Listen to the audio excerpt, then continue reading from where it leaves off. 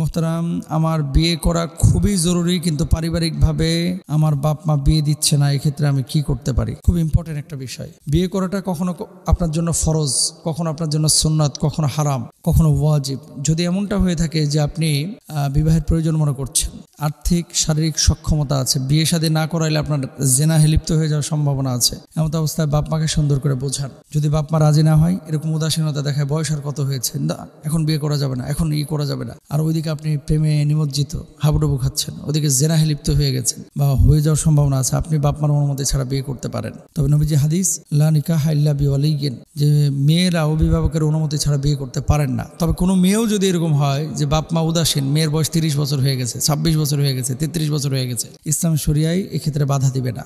আর এমনি আছে যে আবেগের বশবর্তী হয়ে পালাইয়া বিয়ে করে ফেললেন অভিভাবকের অনুমতি ছাড়া, কোনো মেয়ে, ইসলাম শরিয়া ওই বিয়েটাকে অনুমোদন করে না। তবে হানাফি মাযহাবের কিছু স্কলার জেনাহের পথ থেকে বাঁচার জন্য যেহেতু সে করেছে, তা সেই বিয়েটাকে তারা অ্যাকসেপ্ট করে। বাপ মার উচিত কি? বাবা মা এখন অধিকাংশ ক্ষেত্রেই এই ব্যাপারে উদাসীন, যে অল্প বয়সে ছেলে মেয়েদেরকে বিয়ে দিতে চান না। অল্প বয়সে বিয়ে দিলে কি আসলে ছেলে মেয়েদের কি খুব বেশি ক্ষতি হয়? দেখেন, বাংলাদেশে এই যে গত বছরও 90% BCS ক্যাডার যারা হয়েছে তারা কিন্তু বিবাহের পরেই হয়েছে। বিয়ে শাদী করলে পড়াশোনা খারাপ হয় না, ভালো হয়। বিয়ে শাদী করলে রিস্কের বারাকা আসে। বিয়ে শাদী করলে লাইফটা সুশৃঙ্খল হয়ে যায়। তা আপনি যদি অল্প বয়সে আপনার ছেলে মেয়েকে যখন ইনকাম শুরু করছে বিয়ে করায় দেন, তাহলে এই ছেলে মেয়ে পরবর্তীতে দেখা যাবে তার সে বাবা হচ্ছে, আপনি নানা হচ্ছেন, দাদা হচ্ছেন, দেখবেন ভালো লাগবে। এবং এক্ষেত্রে ছেলে মেয়ে যদি আপনার উদাসীনতার কারণে গুনাহে লিপ্ত হয়, জেনা ব্যভিচারে লিপ্ত হয়, অনেক সময় বলা হয় যে আপনার ছেলে তো ওই মেয়ের সাথে প্রেম করতেছে, আপনার মেয়ে তো ওই ছেলের সাথে প্রেম করতেছে, এই বয়সে একটু একটু করে, এরকম বলে কিন্তু অনেকে। হারাম, এগুলো করা যাবে না।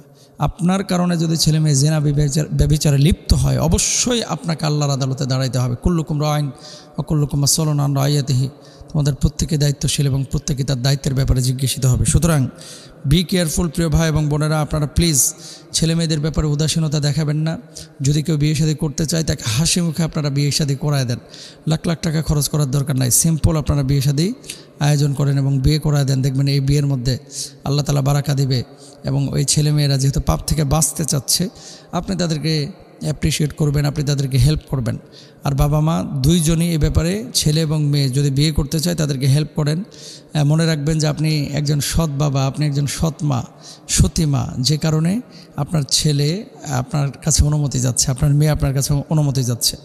তবে হ্যাঁ, নেশাখোর একটা ছেলেকে পছন্দ করেছে, এসে বলতেছে যে আব্বা বিয়ে দিয়ে দাও, আপনি বিয়ে দিয়ে দেবেন, ব্যাপারটা এরকম না।